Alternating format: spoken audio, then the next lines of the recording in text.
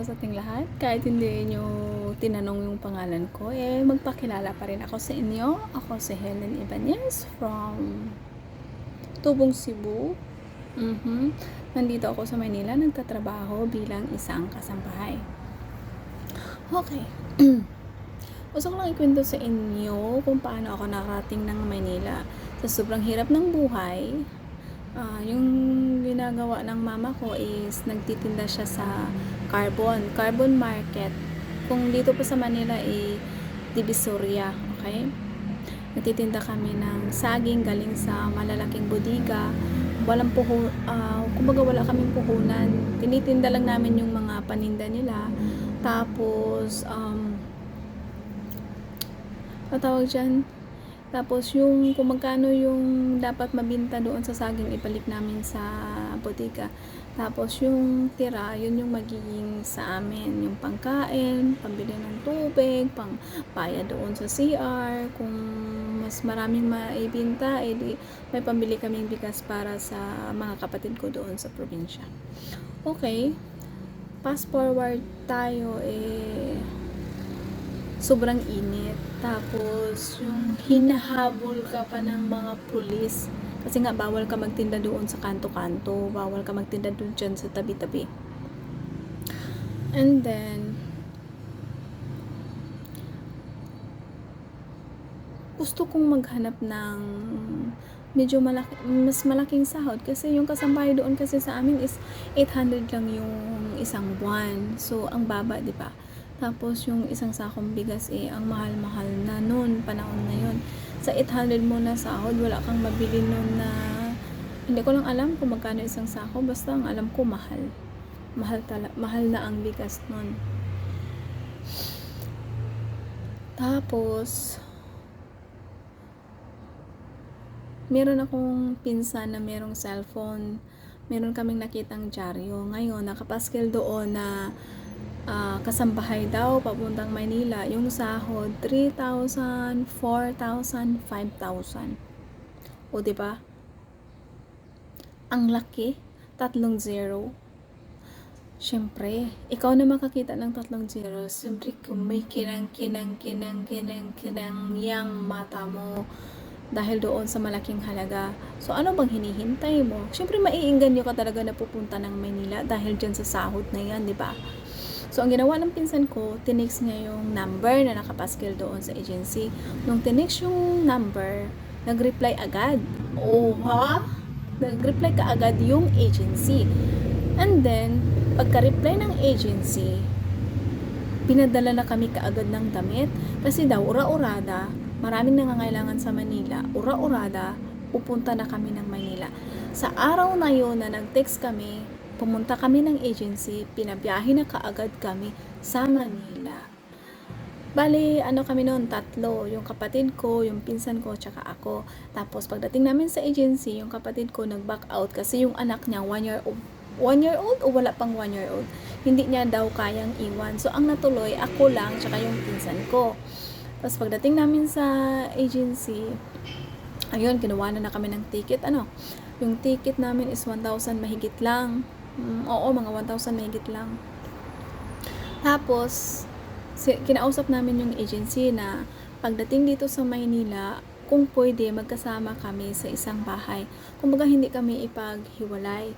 Tapos, ang sabi ng agency na oo daw, magkasama daw kami sa isang bahay pagdating dito sa Maynila. Kasi marami naman daw nangangailangan ng dalawa-dalawa. Di ayun, nainganyo na talaga kami pumunta ng Manila kasi magkasama kami So, umalis kami ngayon, sumakay kami ng barko, kinabukasan, dumating kami dito sa Maynila. Tapos, kami, tawag dyan? Sinundo kami. Sumakay ng van. Basta van lang. Tapos, natulog ako sa agency isang gabi. Tapos, kinabukasan, hinatid ako sa Dagupan. Ako, gusto ko na talagang magkatrabaho. Atat na ako.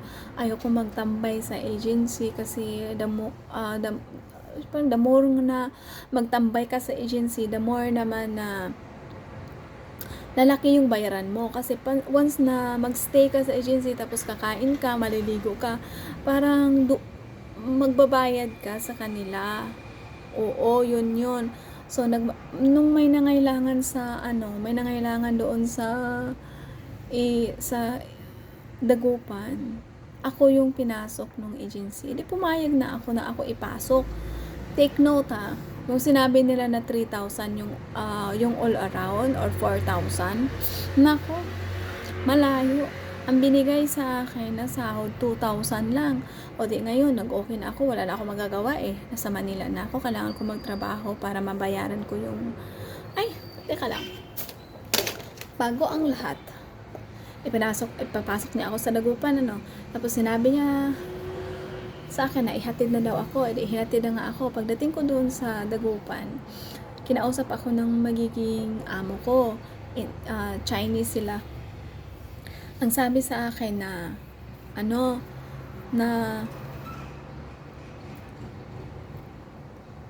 yung may utang daw ako na babayaran 2 buwan. So in short, 4,000. Inisip ko, pamasahe ng barko is 1,000. So, paano nangyari yun? Tapos, nagstay ako ng isang gabi lang. Tapos, kumain lang ako ng isang beses kinabukasan sa umaga. Tapos, hinatid na ako sa Dagupan. Yun lang. Tapos, nagkabayad na ako ng 4,000. So, ang mangyayari ngayon is wala akong sahod sa loob ng 2 buwan. Doon na ako makakakuha ng sahod sa pangatlong buwan. At yung sinasabi nila na 3,000 yung sahod mo or 4,000, hindi. 2,000 lang yung sahod ko. Oo, 2,000 lang yung sahod ko, no? As in, 2,000 lang. Tapos, ang trabaho ko doon is, alam mo ba, yung napasukan ko na amo, yung bahay nila, ang dumi talaga. Yung sahig nila, puro tae ng daga. Ang daming ipis, puro tae ng aso, ihi ng aso. Ganun kadumi yung bahay nila. Pero syempre, pakitang gilas ka, first time mo Anong gagawin mo sa tae? Anong gagawin mo sa tae ng daga, tae ng aso, ihi ng aso? Syempre, lilinisan mo. Take note pa, walang guantes. Syempre, galing ka naman probinsya, walang guantes na yan. Gamit ka na lang ng kung ano yung kaya mo pangdampot doon, yun na yung gagamitin mo. So, ako lang mag-isa nung time na yun. Tapos, hanggang sa lumipas yung mga araw, nagkaroon ako ng kasama. Tapos, aalis yung kasama ko. Tapos, mag-isa na naman ako. Tapos, pag umaalis yung mga amo ko, alam nyo ba na ipapadlock nila yung pintuan sa labas?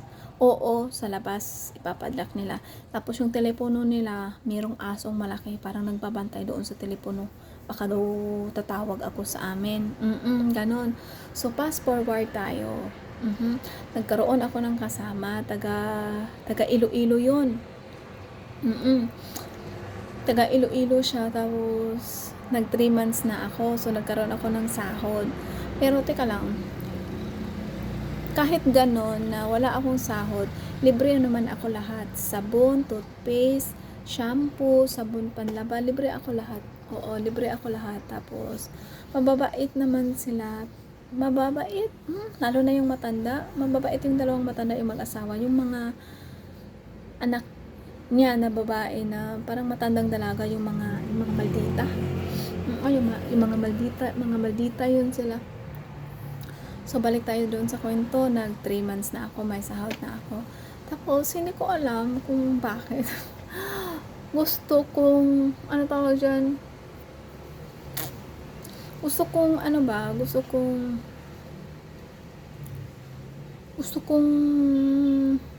umalis. Gusto kong umalis kasi lagi akong umiiyak. Tapos, nung bago ako ng 3 months nga, iyak ako ng iyak buong gabi, buong araw. Basta minsan hindi ako makatulog kasi namimiss ko yung mama.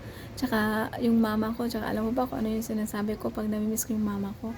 Sinasabi ko sa sarili ko, Lord, sana po makauwi na po ako sa amin. Okay lang po, magtitinda kami ni mama, maglukdomi og hapag or yung saging sa ulo namin. Okay lang na ganun. Basta magkasama po kaming dalawa. Parang awa yun na po. Gusto ko na pong umuwi. Gusto mo nang umuwi. May magagawa ka ba? Na hindi ka nga nagpaalam. Hindi ako nagpaalam sa mama ko. Oo, hindi ako nagpaalam na punta akong Maynila. Basta nalaman lang nila na nandito na ako sa Maynila.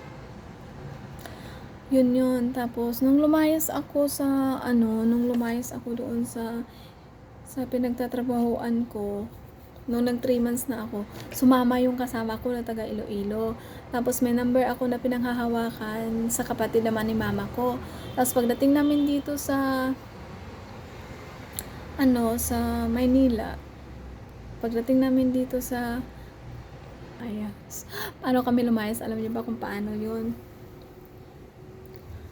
Yung bahay nila, kapag maglakad ka, parang alam mo yun, parang tunog na yung lumang bahay na tumutunog pag naglakad ka, lalo ning hagdan. Yung mga aso kilala na ako, so hindi nila ako kinakahulan kung lalabas ako ng bahay. So ang nangyari, tumakas kami, umakyat kami sa pader, tapos pagbaba namin, kasi yung gate sarado nakapadlock, so ang susi na sa amo namin. So umakyat kami ng pader, pag akyat namin ng pader, tumalon kami sa kabilang bakod. Pag talon namin sa kabilang bakod, meron gate. Nakakatawa kasi yung gate nakapadlock din, so hindi kami makadaan. Hindi na namin alam kung saan kami dadaan o saan kami pupunta.